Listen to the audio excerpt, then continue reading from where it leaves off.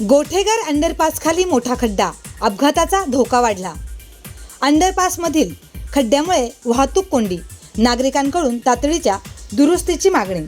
शहापूर तालुक्यातील वाहन चालकांसाठी अत्यंत महत्त्वाची बातमी।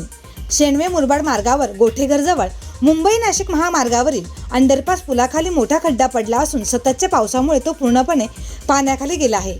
त्यामुळे या मार्गावरून जाणाऱ्या वाहन चालकांना खड्ड्याचा अंदाज येत नसल्याने अपघाताचा धोका वाढला। स्थानिक नागरिकांच्या म्हणण्यानुसार या ठिकाणी अनेक दुचाकीस्वार घसरून पडल्याच्या घटना घडल्या आहेत।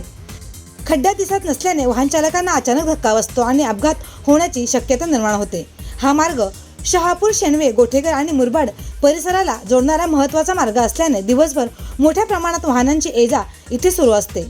खड्ड्यांमुळे वाहनांचा वेग कमी होऊन वारंवार वाहतूक कोंडीही होत आहे। त्यामुळे नागरिक आणि प्रवाशांना मोठा त्रास सहन करावा लागतो।